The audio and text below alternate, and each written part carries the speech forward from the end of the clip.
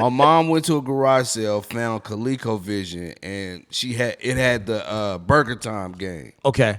So that's the first game I remember. Like, this is right before my mom like got the money up to buy Nintendo. That was like to surpass us until she could afford the Nintendo. You know what I mean? So she was like, "Yeah, just play this game." It was like, "This ain't Nintendo." But I got hooked on Burger Time. Like, bro, I got hooked on that game. It's sickly addictive, man, because like on face value, this is easy. Just run over the buns, drop the things, let the lettuce crush the little hot dog niggas is chasing you, light work. But yo, man, there's something happens when you run out of them peppers. Yeah, I'm telling you. But that game was fun, and then we finally got a Nintendo. And of course, you start off with the Mario Brothers like everybody, but man, when the game started getting up there, like you said, Castlevania, you got Castlevania too. Mm-hmm. My youngest brother, man, like I used to just pay him to beat the game, like, cause I could only like Castlevania 1. I couldn't get past the mummy. I could not get past that motherfucker. I'm trying to figure out what a mummy was. Is that the one you had to throw the Molotov cocktails? Yeah, kill a mummy. Because like the crazy thing is like how to kill certain people in Castlevania. It made sense when you thought about it. It's like, this nigga wrapped in toilet paper. Still fire like the how they milked the fun out of a 2D scrolling experience. Like, talk about the genius of that. You know what I'm saying? Like the genius to make essentially just pixels on page or on screen be a fun game to play. I love the shit out of Castlevania. And I love the shit out of Contra and shit like Metroid. Hell yes. The Atari 2600, that shit looked real. It did. Now, I never owned those systems, but I had like a rich homie that like we would go to his house, I could play the Coleco. Like he had them before Nintendo had showed out with the old school Atari, ColecoVision. Yeah. And I mean, like, yes, Nintendo compared to that. And I mean, that shit blew my mind. Okay, but hold up. What was your rich friend's name? Damn it, not Sundeep. Hell, he's halfway related to me. I cannot think of his damn name. So here's the thing. I feel like everybody had that friend who had that made you feel poor because he was definitely because I had the Atari 2600 when it first dropped because my parents they just had it like that. But then now it's 1986 and I still have an Atari 2600. By now we've had the Atari 5200, the 7800. This is one kid, I was trying to look him up on Facebook a little while ago. I was on my phone because I follow him still to this day because there was a rich kid, friend of mine, named Chris. We used to call him CC, who had the Coleco. And every Saturday morning after the last cartoon went off, which in New York was like around 11, then they start showing like teenage. Like Richard Pryor had a show for a minute. He'd pop up like right as the cartoons were starting to go off. It's like, now it's real people. But right at 11 when everything went off, ding dong. We would be over CC's house till like 5 p.m. because he had all the game. Like I wasn't even allowed to bring my Atari over there because it's just like, what would be the point? Why are we doing this? What are we doing? We got Zax on right my now. My homie kept up with like every system too. Like he would have he's the only person I knew had the TurboGrafx 16. Holy shit. I was literally watching a video about the TurboGrafx 16 He had the Saturn. He had the Genesis. He had the weird CD attachment thing that, had the VR games. And I mean, like everything that I'd see in a comic book, I would see an advertisement for. Every time I'd go to his house, I'd be like, is that the... And I'd be like, my God. Yeah, it's over. He just had system on system on system. And half the time he wouldn't even, until we came over to visit, he'd be like, oh yeah, you can play, what was that one Beast? Altered Beast. You want to play Altered Beast? Yeah, I'll bust it out of the closet. I'm like, my God. Yo, the craziest thing is like, we lived long enough to where like right now we can like order some shit for like $60. That'll be the size of this hard drive, right? All them games. All of that shit. Like I have all of those games, all of those systems, and it don't even use a corner of the space on that hard drive. And if you play them games now, you will hate them shits. Like, what the fuck is this? I was so excited to play certain arcade games that they had on the MAME emulator, and you realize that most arcade games were the same 3 levels in different directions sometimes. Like you're doing the same things over and over again. Right. There used to be a Superman game that would cost you like, I don't know, $25 in quarters to beat in the arcade. First level, you're like walking down the street, you can fly a little bit, and you punch your niggas as they come I through. remember. Second level, you flying and you shooting lasers. Then third level, back to the street, doing the same thing. And it's like, when you have unlimited selects that you can hit to put the quarters in there, you realize, oh, yeah, I was wasting my money on this shit. And don't even get me started at Teenage Mutant Ninja Turtle or Simpsons game. Like 4-player one. The bane of my existence was the X-Men game. The Same 4-player class. X-Men game.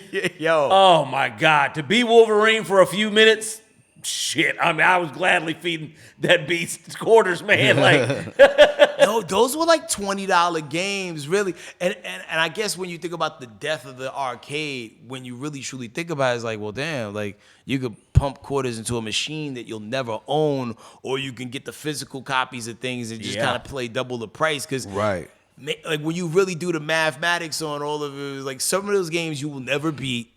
You know, like I don't know nobody who like beat Punch Out in the arcade. I mean, yeah. Like, Once that bear showed up, I knew that nigga was dead. Like every once in a while, you'd see somebody playing like who played on the first quarter, 50 cent, whatever they playing. But nah, the majority of the people I knew, you just making money, giving them arcade money because you're gonna die in a minute or two, and if you want to keep playing, you're gonna feed it another 50 cents or $1. Like it was a genius time. I mean, like I know them motherfuckers hated to see Nintendo coming. Oh yeah. Who did y'all think had the better game system, like Nintendo or Sega?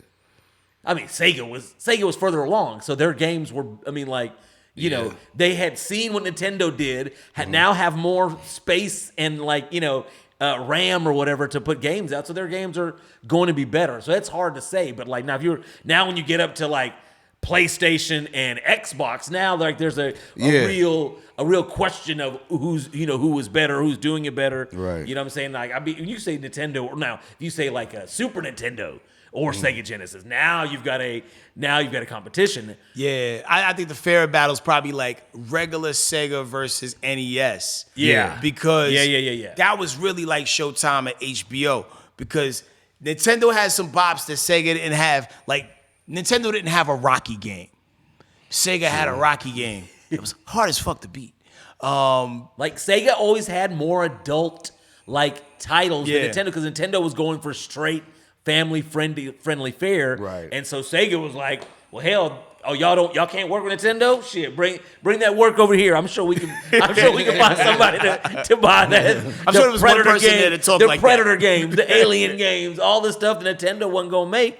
They were making it. Yo, I remember when Sega CD, I think it was, came out with Night Trap. Oh and man, how big of a deal that was. That's the only game I remember from Sega CD was Night Trap, and that game was cold. I'll admit it was hard too. Did you beat it? Hell no, I only got through 2 or 3 levels. Cause just to show, I had the Atari 2600 till '86. Then the Nintendo came out '85. So sometime around '87, I finally got a Nintendo after it's been out for a couple years. So by now, people are getting the Sega and the Sega CD and the Genesis, and I still have a Nintendo. So my rich homie at this time was another kid named Chris Griffin. Big shout out to him. He lived not too far from here. Not the guy from Family Guy though. He had the Sega CD, and that was just the coolest shit I ever seen in my life. The girl from Different Strokes is in here in the house, and there's some people here trying to kill people, and it might be some gratuitous nudity, because I'm 11. Hope's high. Right. Yeah, hope's high, fingers is crossed, and They definitely painted the scene like you was gonna see some nudity. Yeah, man. I remember people complaining like, "Yo, Now, mind you, death." the graphics, while it is it's filmed like a film or a movie, but it's compressed so bad, it is very pixelated. Like the shading and everything is like, if you're wearing a blue hoodie in the dark areas, you can definitely see the squares of the darker blue in the way the people are moving and shit like that. It's like watching the 17 megabyte porn that you downloaded from Kazaa now. It's like this was better scrambled, actually, on Spice. At least when I use my imagination. Yeah, but that compression game was crazy back in the days, man. My game used to be NBA Jams when it was on the Come Sega on, Saturn. man, that was Oh, He's man. on fire. Man, I love that game. fire. Dog. That's like, I don't know. I think that's like the end of video games for me. That's when I stopped after the Sega no. Saturn. I didn't really play anything. I was at least, I was playing Call of the, what was the first big multiplayer Call of Duty? I think it was like 2 or 3 or whatever. Because I was still playing then. I would come home from the club and be, still fucking drunk and play till the sun came up. Right. Yeah, now I remember when everybody was starting to shift to that because, for a while, GoldenEye was the multiplayer that's the game OG that everybody was on. multiplayer game, which which I love to play. I can't, some people are like, oh, I was cold. No, I would get my ass kicked. I love to play it, but I would get my ass kicked. I wasn't great either. All the time at GoldenEye. Yeah. All my friends were better at GoldenEye than I was. Well, I didn't have a Nintendo 64 because I was always behind. It wasn't until the PlayStation 1 dropped that I became one of those dudes who got every console on time when it came out. But up to that point, man, I remember turning off my Sega Genesis for the last time to play anything post me PlayStation being 1. like 20, 21 years old, I was always late to that game. I was always getting it when it was on sale. If my parents was buying it, they was never buying anything that was the new hotness. It was like, oh, it's on sale. Okay, maybe we can get it. We'll get it for you now. I was never getting them I got the no. I'm like, everybody had the system by the time. Which was a benefit because everybody had games they were tired of playing, and I just got whatever my system came with, and I'm like, let me get that up off you. Here you go. Oh, well, and you can vet the systems because, I didn't know nobody personally had it, but somebody bought an Atari Jaguar just to find out a year later, we ain't making games. Yeah, my homie, he was one of them. Who had it? The San Francisco. He had the Jaguar. If I still lived in New York, I bet you my man CC would have had the Jaguar. The daggone. What was the one that Magnavox came out with? Yo, they was an operation for a year, and then it was dead. I think they was making the games with these big ass laser discs or something like that. And I remember what you talking. Yeah, I remember the that. medium was gross. it was so gross. No one wanted to carry a vinyl. So I was having a conversation just the other day about laser disc, and I didn't even know that you had to flip them motherfuckers over in the middle, to see the rest of the movie. Yeah, somebody said they're watching Godfather. And it was their dad's favorite movie, and then halfway in the middle of Godfather, you must flip to the other side. I was like, what? And I think on Laserdisc it's on 2 discs. Whoa! So at least on one of them, you have to flip it onto the other side. That's kind of like their version of the Netflix. Are you still watching? Yeah. I'm you might as well just stick to VHS. VHS, it still fits Godfather on one VHS. Yeah, if you throw it on SLP, you might even be able to get the second one on there too. Got one of them 8-hour tapes with the hi-fi. You know what I mean? Man, we live too long. Yeah, I'm telling you. That's the craziest thing of the age that I'm assuming you're about the same age as. How old are you, if you don't mind? I'm like Batman, man. You don't know? It's he's definitely older than me, so I at least I can say that much. That's him joining my podcast was one of my favorite days, especially when he told us he was older than me. I was like, I love what y'all doing here, man. I be catching the clips, and I was like, oh shit. And it wasn't because how sometimes we ain't seen somebody in a while, and time has passed. I was talking to a bitch the other night, it's like, oh shit, that's John the Baptist? Because, last time I saw you, he's now wearing glasses to let you know time has passed. I was just wearing contacts. And then it all came back to me. I was like, oh, snap, get out of town. Yeah. So, it's dope to see these Wonder Twins activate this way. And, because you was running around with DDC back in the day. Yeah, too. Payday and them. Yeah, that was that's literally how I met him. And then, I don't know if you remember the show. I used to do a podcast with a buddy of mine back in the day. On Air Don't Care.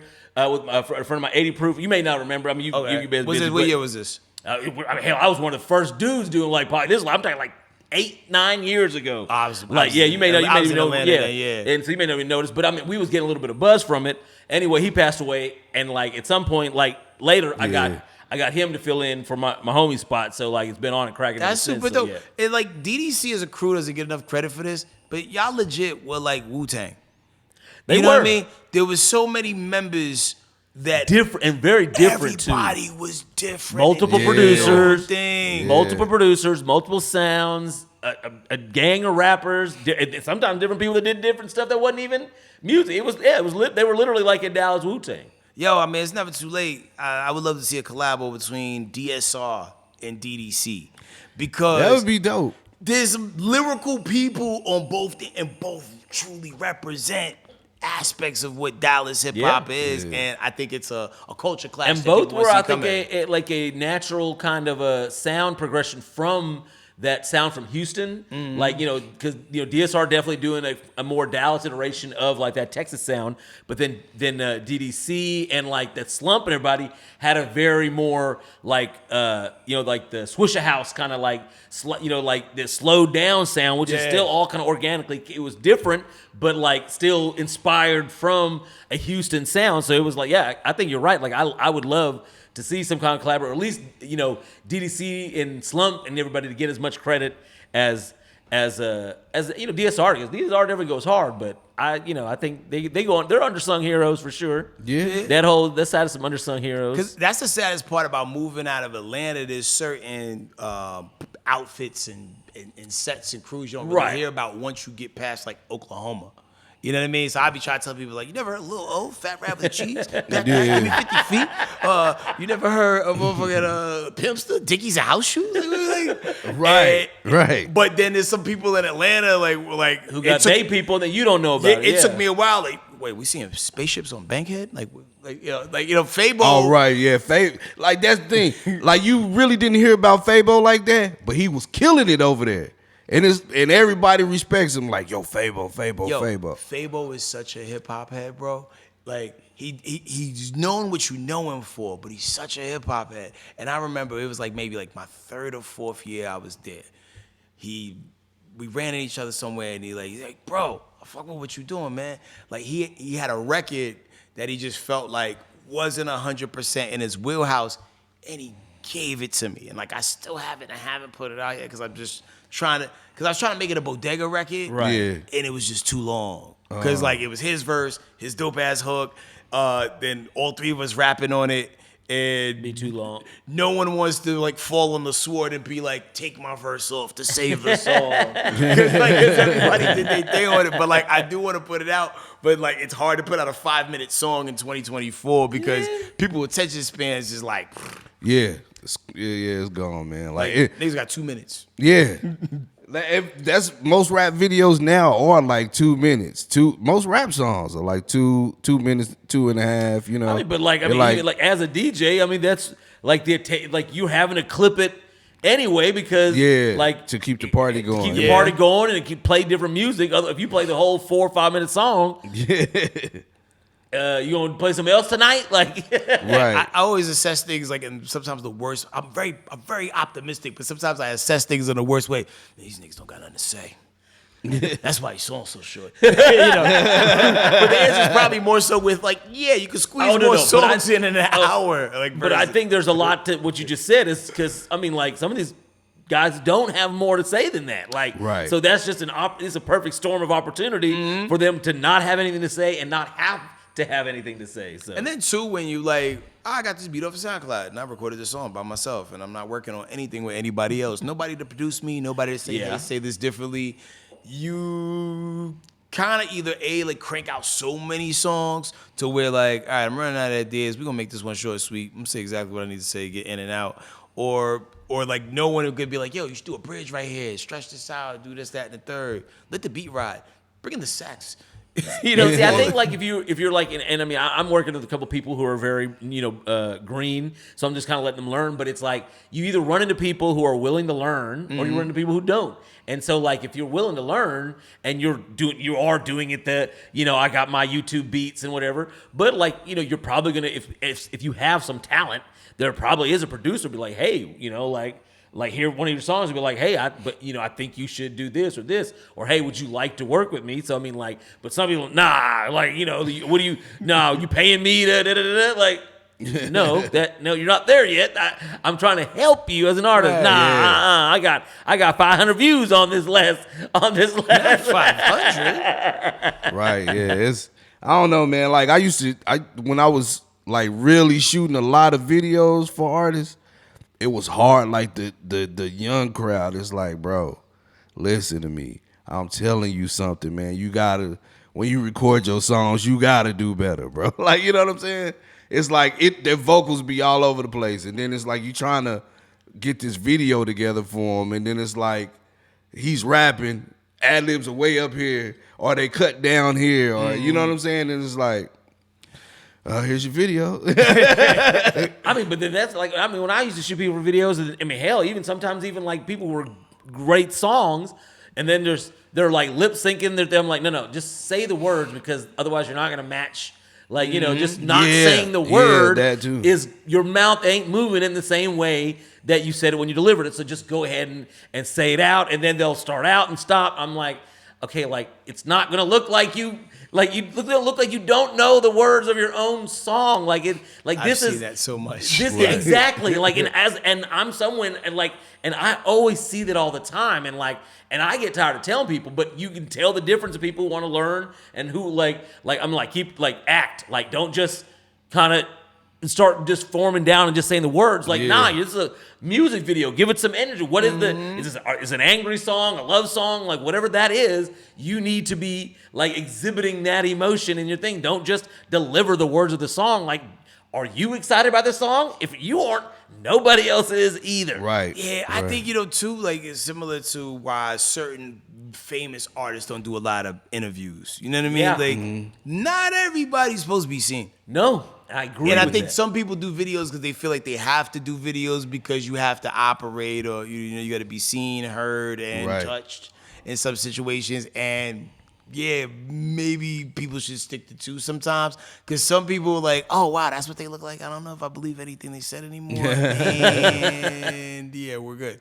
But I don't know, man. Like, I think this generation, because they have like less litmus tests and mile markers to go through, because like, back in the days, you had to go to like the open mics in the Cypher, and like you had so many more opportunities to be judged to your face versus the internet. Right. Either people will see you on the internet and give you whatever you're putting out there some time and energy, or they won't, or they will just hate on it just because they have nothing to do and they're in a wheelchair or something. I don't know. But it was part of it was just part of the jungle at the time. Like, especially if you're an A&R or record executive, like, you don't have like today, like, no one's doing A&R for, essentially, no one's finding and making artists, creating artists. They're finding people that hit up. But like 20, 30 years ago, or hell, almost at any time before that, like, it was very rarely that somebody had at that level was making a song. So that's the only way you could, is going to open mics, going to freestyle battles, you know what I'm saying? Like, going to these parties and getting on the mic. Like, that was the only option you had to try and get in front of somebody who could put you in connection with somebody that can make you an original song. True. Yeah, I wish there was a thing where, because I think the average number that they were saying a couple years ago was like 50,000 songs get released every day. Yearly, there needs to be some level of a Squid Game where we can get rid of about 3 million useless songs off of the internet. Worse. Oh, why? Because of the AI stuff? I feel like they putting the brakes on it a little bit, because like I remember it was like maybe 6 months ago, maybe 5 months ago. Every time I went on YouTube, my algorithm was inundated with fake songs.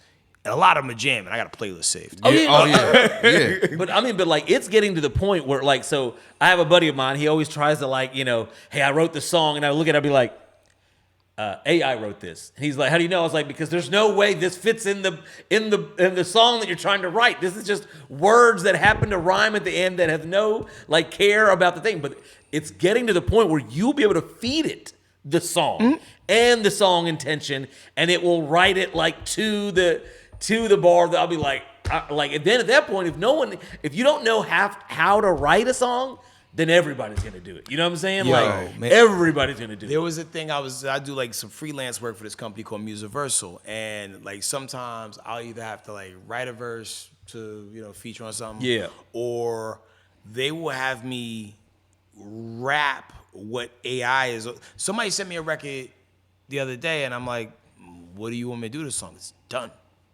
Like, yeah, that's all AI. like the raps, the words. I think he made the beat though, but I'm not sure. And yo, that record was done.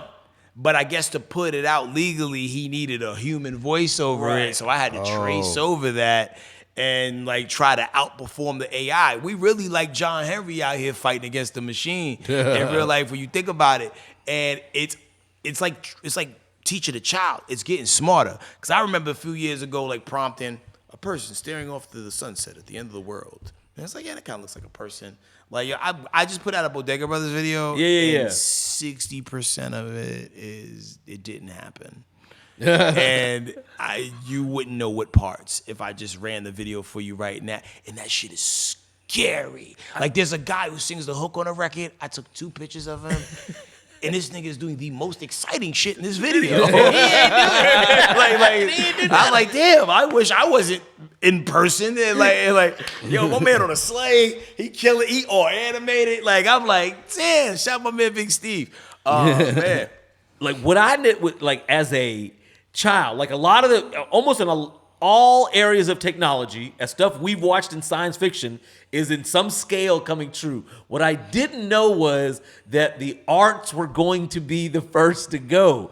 I didn't know, like, you know what I'm saying? When I'm thinking of medicine and flying shit, like I didn't think AI was going to come for, you know, my ability to draw, make music, animate, make films. Like I figured y'all was gonna do some maintenance worker's job first before you came for my shit. Yeah, it's great. And watching all these dominoes fall in a particular order is kind of like one of those things. Like, as long as they ain't killing people whose name begin with L, we're good. and then your number came up very fast because I remember when the graphic arts part was like the first to kind of really get the AI treatment. It's like, I'm gonna save a lot of money because I feel like people overcharge me when I ask them to do things. You know, because I know how to graphic design anyway, but sometimes I don't have the time. And that like shortened the gap. So, okay, that was definitely messing with artists and creative designers' pockets. But then when these AI voices started coming in where you could text the prompt things, and it's like, oh no, this is about to affect the voiceover market. Hey, I kind of do that, like, you know, commercials and things. To where you hear, I've heard AI podcasts where both people were talking back and forth, and you would have no idea that these weren't real people. Damn. They're like literally, so like I've seen this one VFX AI program to where like you go outside on your phone, film your truck or whatever, just static object you want, come back in the AI, feed it to it. It's gonna analyze the video. Then you could be like, car catches on fire, car gets beamed up by UFO, like, and it's going to, with other than that verbal prompt, make VFX around the video you just shot. Damn. And I mean, like every level of creativity, it's your job is going to be done. I mean, there'll be a point in time where like, oh, you want a 9th season of Game of Thrones, starring Brad Pitt and Gerard Butler? Yeah, sure. And then for $25.99, you'll be able to watch that per episode. You know what I'm saying? Like it'll generate an AI version of that, starring these characters, you know, with the previous characters and the added characters or whatever. You know, you'll be able to do that within moments. And then if you want to save it, you'll have to pay more money to save it or whatever. Like that, and that's coming, but in our lifetime.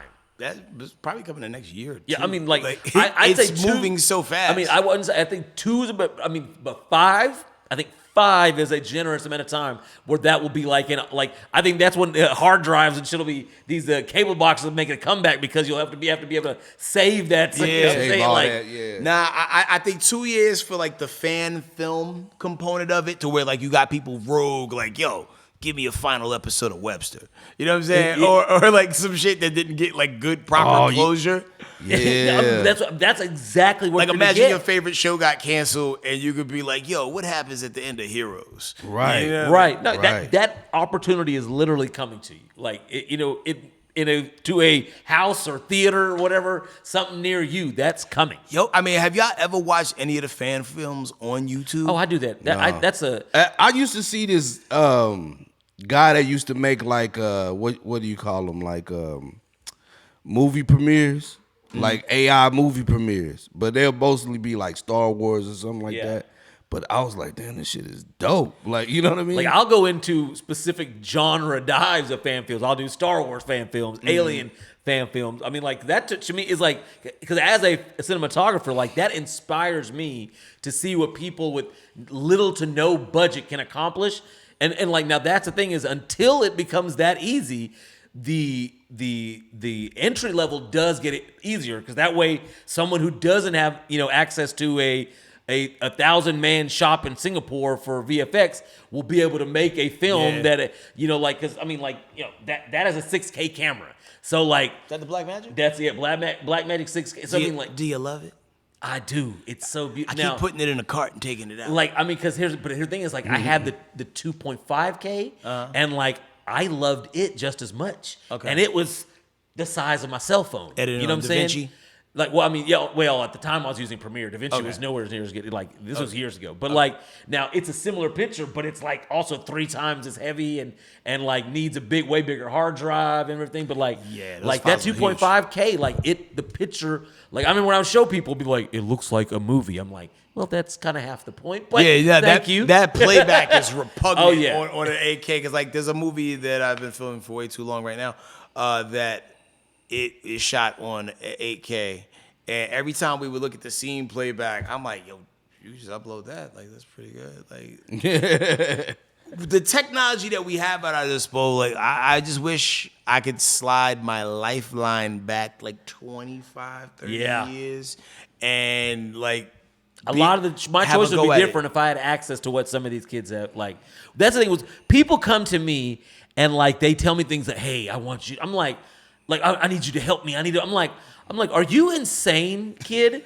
Like, if I had access to what the internet has available to me, I was like, there wouldn't be a person in I wouldn't have asked anybody for help. Like, your phone is way better than anything I could have had access to when I went to college to do film. Like, we had to shoot on old World War II cameras or VHS, whatever. I'm like, and that wasn't gonna look as good as the movie, but that's all we had. You literally can shoot you could shoot an entire movie on any of these last 3 years of phones. You know what I'm saying? If you really were dedicated to doing it. I be trying to tell people that all the time, like, because everyone thinks you got to bring out the big heavy cameras, and it's great if you have access to them. If you do, right? Yeah, I mean, but because here's the thing: what's stopping you? I love this, right? But you see what we're using right here? Mm-hmm. Like, a lot of the content he's been doing, he's been making it, and like, they're so dope, and they're easy. They've got a self gimbal on top of them. Abyss was the first person to put me on the DJI one, and I still haven't got one yet. I ended up, because it was like, I had that, and then I had, and my son wanted the Insta360. Okay. And my son is going crazy right now with the Insta360. He's getting all these different brand and endorsement deals. Motherfuckers is flying him out to meet players I don't know, like Doncic, who played for the Denver Nuggets, Colorado. Yeah. Yo, he got to go do the sneaker thing with them. He got some team deal now, and it's like, damn, shit. Like, I should have bought the camera for myself. But I'm glad that he's using these tools, and like, and there's so many young money makers I see doing it. It puts just a professional polish on it that I'm like, as soon as he started using it, I'm like, yo, a lot of these big time bloggers, I'm pretty sure, are using this because it had that same polish that you see on those. The news in most cities are now switching, instead of using those big ass field cameras with the dude holding a bazooka. A lot of them are using the DJI joints. Yeah, because those I think they shoot up to 4K. I mean, like, it's just like, why would you have that big thing if you could put it on there? Or even sometimes some of these cameras you can still put on, like or the new what is it? I forget. It's DJI, but it's it's like a GoPro, right? No. It's a camera system, but it basically has a gimbal, and like, I think it shoots up to 6K. But like, I mean, you could move this thing around, and that picture is going to be like steady, stable. And it even has like a gimbal like arm on it in the body. Like it doesn't look like a camera, but then like all the reviews of these YouTubers that were basically cinematographers, they're like, I almost don't want to go back to it because they had DJI had given them for like a limited time to a bunch of people to test it out, and these people were like, I don't want to give it back. Like it's like the way that like you could decide to add camera shake or you could remove camera shake. Like I mean, like technology is both a gift and a curse at the same time. It can make you lazy. It's always good to know how to use the practical, no skill, no frills type things, just in case that fall off. If you can cut to like graphic design, like the remove background feature, like oh my god, do you know how much time that saves? Like it's a bane. Like AI is coming existence, graphic design is a bane of my existence. But remove background saves me a hot 20 minutes of using the pen tool to go around and like get what used to take me 20, 30 minutes, depending on how many different elements I need to do this to. It could save me hours potentially. Yeah, like I remember cutting images out, gluing them with a glue stick, and then running a copy of that, then adding another. I knew the complicated way to do everything because I was such an anti-computer person. Like I don't know what it was with me. Like I hated computers. I thought they were stupid. Like what the fuck we gonna do with these computers? Like I edited film. Like my first way in film school. Like we had the World War II cameras, putting it on the splicer, gluing. Like that's how we cut it. Like you took this angle and this angle, put them over it, cut it, glue it. And now you got to that's how I learned to edit, like the OG old school way. If you ask somebody who does film right now today to do that, their nose will start bleeding and they would fall. Because I came in at the tail end of that kind of stuff. Because even when I was doing media tech in high school, I used to go to Dale Jackson for media tech for the last 2 years I was there. And we would do a lot of tape transfers, not a lot of splicing, but that would have probably been the next phase of it. And it's just when you think, because even in radio, when I first got on radio, they used to cut the tape. But the first year we were there, and then the very next year, we got computers. We ain't doing that no more. It's 2000 something now. For VHS, they had it was I think it was even a two or three bay recorder to where you could play two different and then record them onto a third or second tape. So they had basically the so it was a layered kind of. So it was basically what we would do with the film they had for VHS, but VHS would always put that little. When you do that, there'd be that little static right down the middle. Ain't nothing you can do about it, so that's why I like watching the making of old movies from back in the days where so basically we just made a model of the whole Death Star and we just did a little camera zoom. Yeah. It's crazy how they was able to cheat shots. Oh my God. There's a YouTube channel called Corridor Digital, and they're very modern, VFX house. I mean, they do practical sometimes, but they're a house. There's 7 or 8 different people in there, and they learn basically how to do 3D modeling and et cetera things. But they'll watch old films and try to assess how they were done, they were well, what is that, 1985? Well, they definitely didn't have, their knowledge of film VFX goes back to when they would have had access to certain kind of modeling techniques. So they're well, no, they wouldn't have been able to do that in 1985.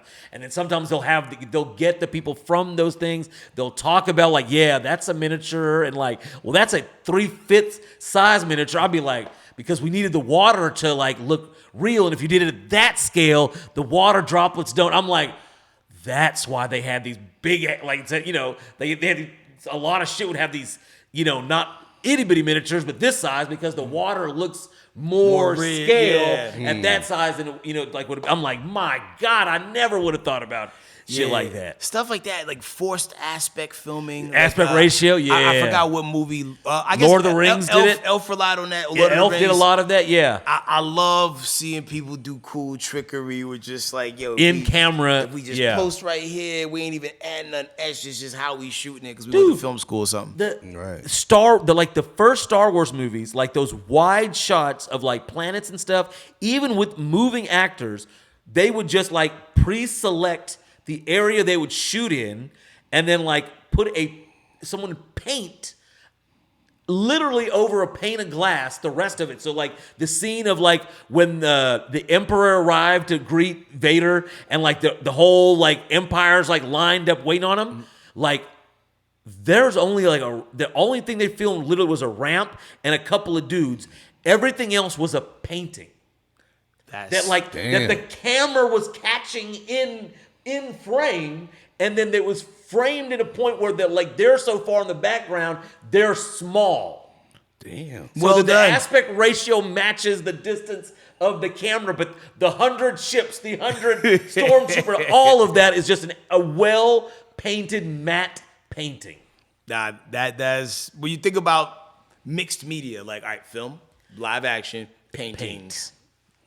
I mean, like genius. Like it's just instead of building this giant hangar and putting all these, because that's what they would have had to done back then. No, they just painted a painting and probably in post made another actor to move to make it like so your eye doesn't just necessarily know it's a static painting. Yeah, and I think that and people give George Lucas a lot of shit for this when they did the reissues of the Star Wars movies and they added extra shit to it. Like some of the effects was dope. I don't. I'm an artist. I know how hard it is for me. Like hell, y'all know me from painting. Like if you left me clothing, like oh, you know what I could.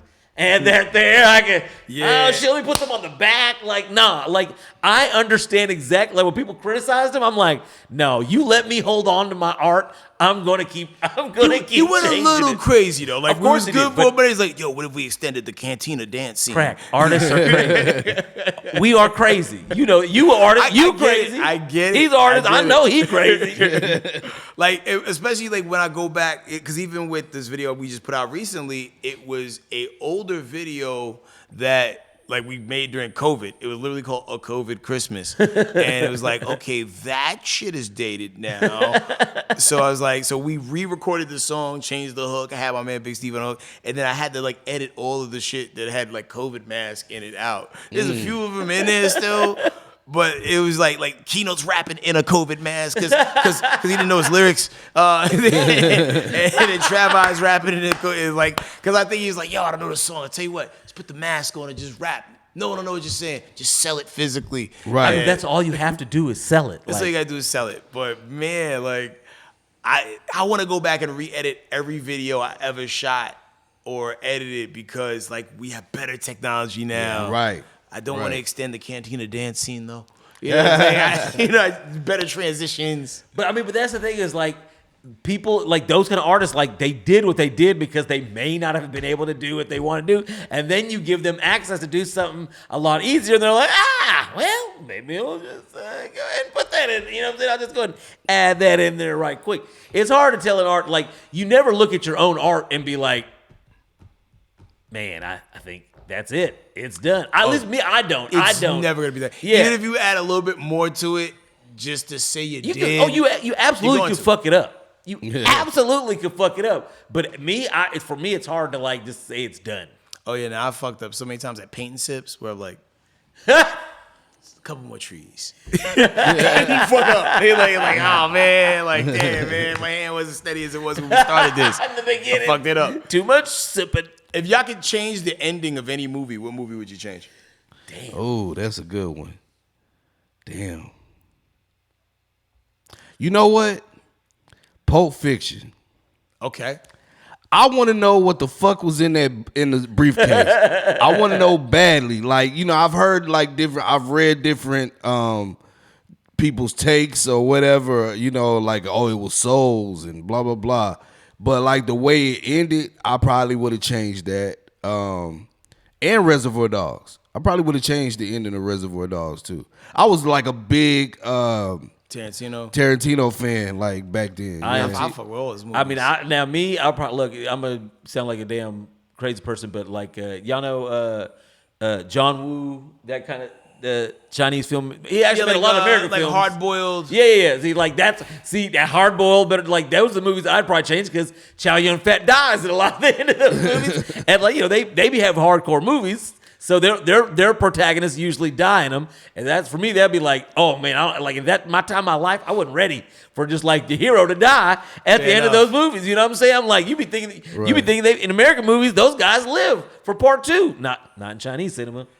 The Chinese cinema, they gave a twin brother for the part I think in a lot of Eastern cinema, it is heroic for the hero to die. You know what I mean? Oh, he died defending the people or doing what was right. They're really showing the stakes. You know what I'm saying? There are stakes in these movies. People die in these movies. So there is just like in the early seasons of Walking Dead, anybody could get it. You know what I'm saying? Like the stakes is high. A lot of stuff. Nah, this guy ain't gonna. You know what I'm saying? All these people gonna be fine for 4 seasons. Walking Dead be oh man, they killed my boy. Yo, and I wish I could have saw the look on people's faces who knew the comic book faithfully when they pivoted away and started murking motherfuckers in a different order. Or people who didn't. Yeah, they he's didn't still die. alive. Wait a minute, Abraham didn't get shot with the arrow in the comic he's book. still alive in the comic books. I remember when I got into Walking Dead, and I would never get at a chance, and I started watching it, and then I was like, damn, they killed T-Dog. Oh, damn.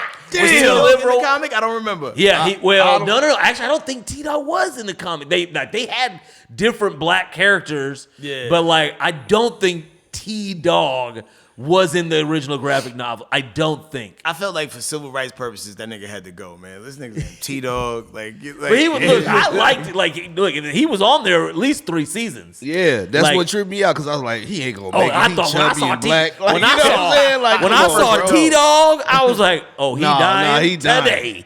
Yeah, I'm T-Dog. T-Dog today. Nah, bro. Did y'all finish Fear the Walking Dead?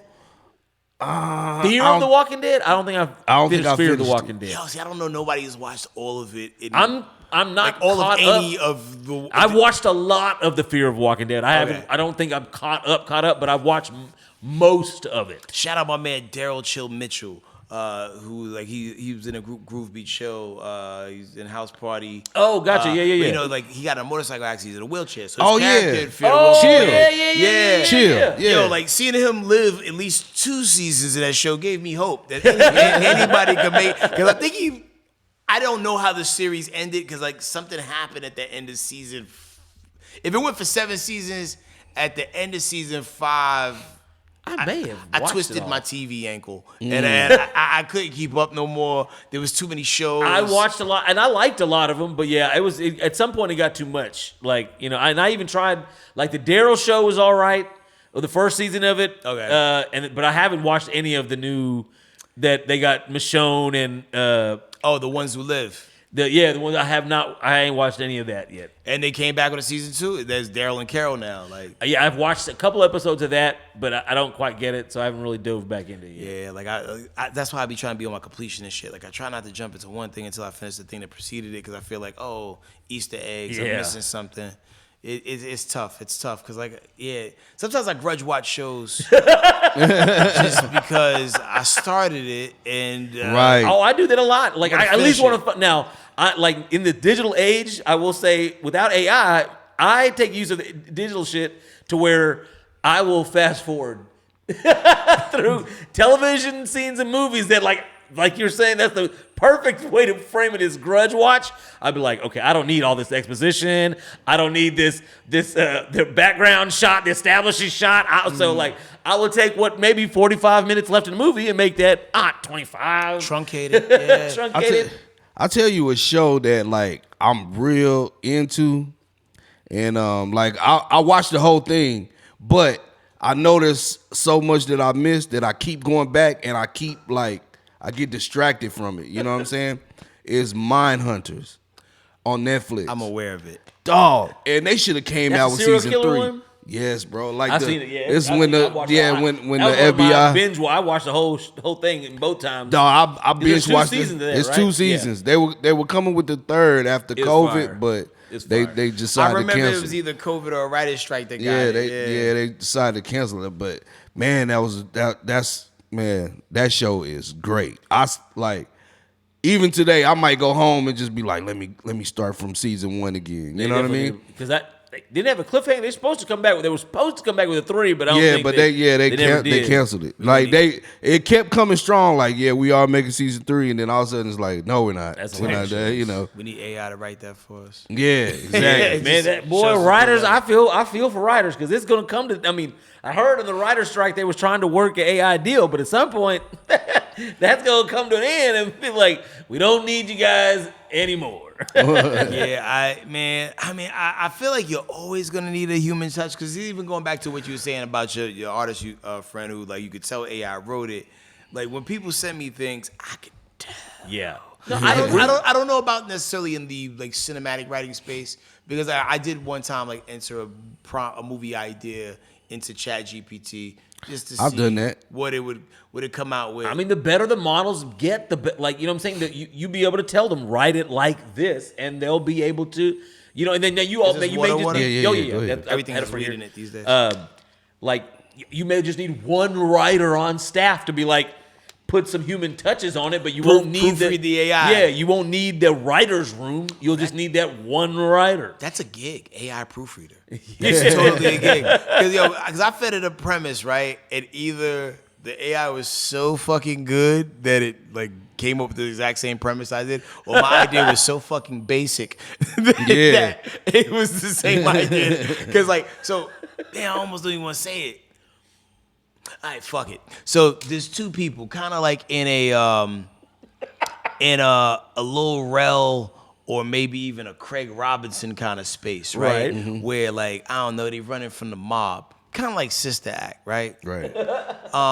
And they want to go. Sounds like a nice '80s movie. Modern day, but they want to go to a place where no one can find them. So the witness protection people put them in this Amish community.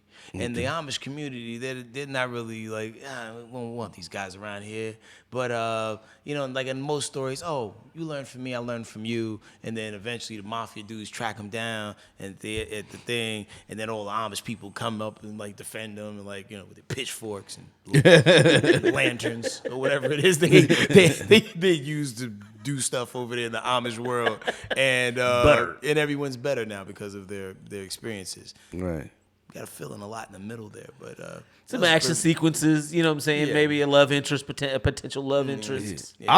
I've been writing this idea like I've had this idea for like at least 10 years, like just in my head, right? So the story is called like Violence, the Color Violence. Violet, the Color Violence. Okay. So how I came up with the idea was this: when I was in high school, I remember I had moved back to Oklahoma, right? And, I was like, damn, I want to come see my friends in Texas. So I rode the Greyhound back down here.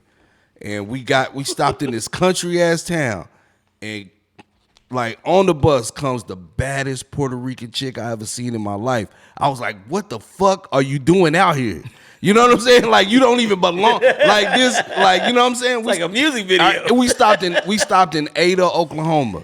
Dog, there are no chicks that look like you in Ada, Oklahoma. You know what I'm saying? Like, what are you doing out here? Now that you got on the bus. Well, but so what I came to find out was, oh my bad. You good? What I came to find out was she was really from New York.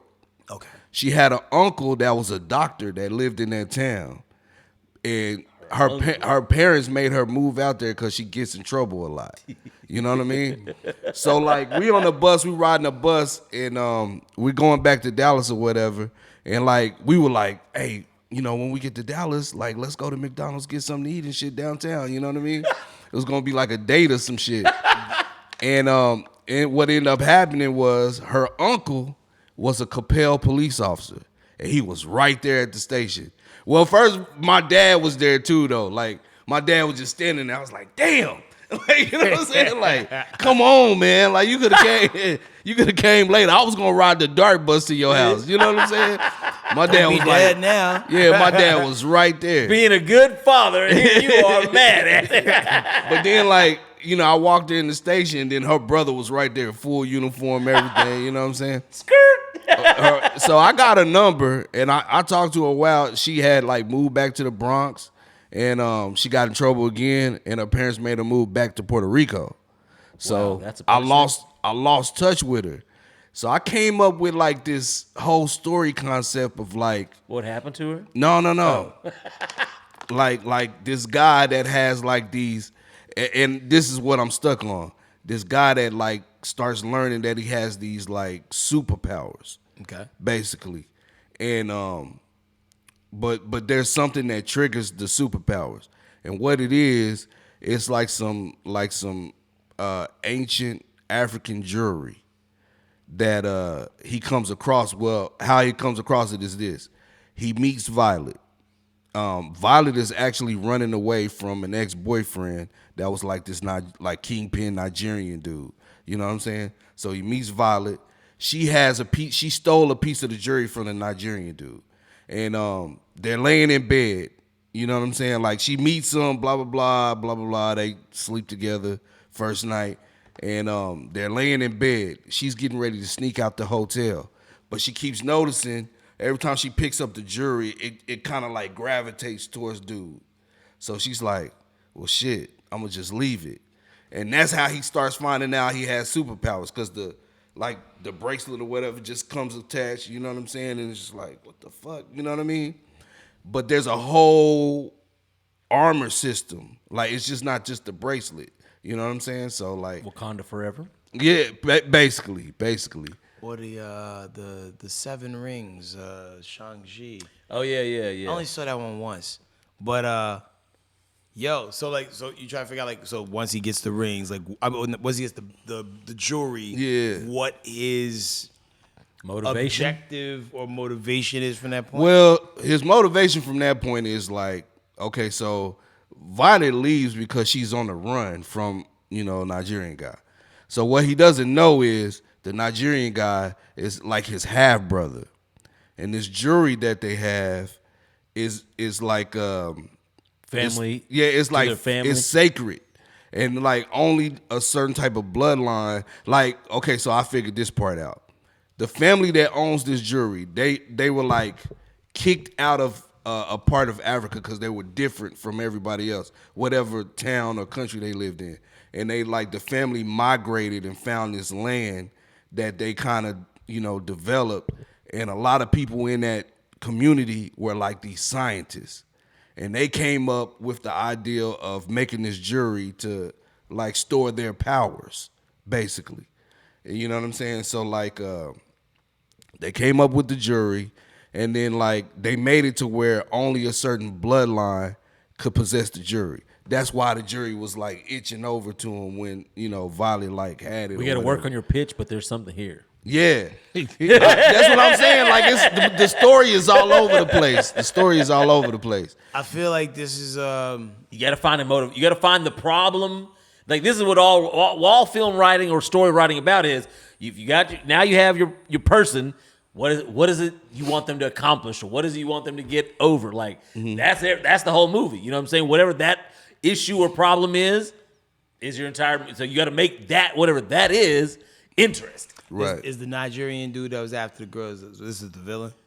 Yeah. Villain. And apparently related to our protagonist as well. So the antagonist is a moral dilemma. We got that because all right, this the op, but this also it's also your brother. So there's the moral dilemma, right? Right. Now, does he want this power for himself? Is that what this? Exactly. Okay. He wants it for himself. But and why doesn't the brother want to help his brother to? They don't know each other. They don't know each other. They don't even know that they're brothers. Oh. Yeah, they don't know each other. They don't know that they're brothers or whatever. Mom was out being who's I don't. thought, Well, mom or dad? I don't want to say they're brothers. I want to say they're related some kind of way, but they don't know. They could be cousins. Yeah, they don't know that they're related. Just like Killmonger. That they come from that daddy bloodline. went that off to the side. I think the brother like keeps it. If it's a brother, it makes the stakes more high because you don't want to kill your brother. You'll shoot your cousin. Yeah.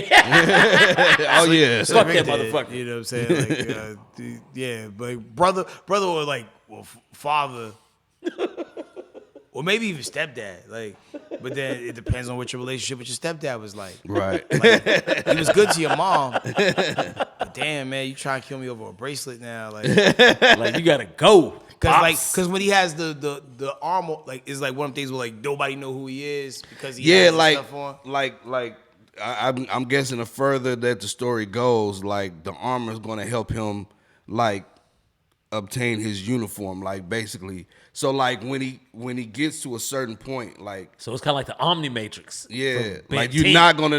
not gonna see him. Like he's gonna have some sort of uniform, but like the bracelet or what I called the jury was like damn, what did I call it? The Allah's armor, because it's like what is it like? Arm, leg, arm, head. Yeah. So, cause like every piece is supposed to cover some part of the body, but like it's just going to enhance his uniform. He's going to come up with his own uniform or a costume or whatever you want to call it, but like it's going to enhance it once he gets all the pieces. See, I would strategically bleep some of the stuff out, so if the movie does get made. Oh yeah. So it was like if niggas pitch Empire Strikes Back on a podcast. So then, right? Damn, that's a good idea. In the battle scene, right? This nigga gonna cut his hand off and then tell him he is his father.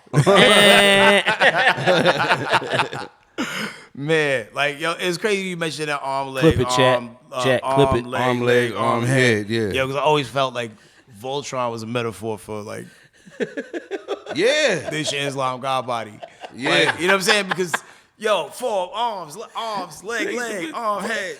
And for Voltron. And also, I thought Omega Supreme was also God body from Transformers.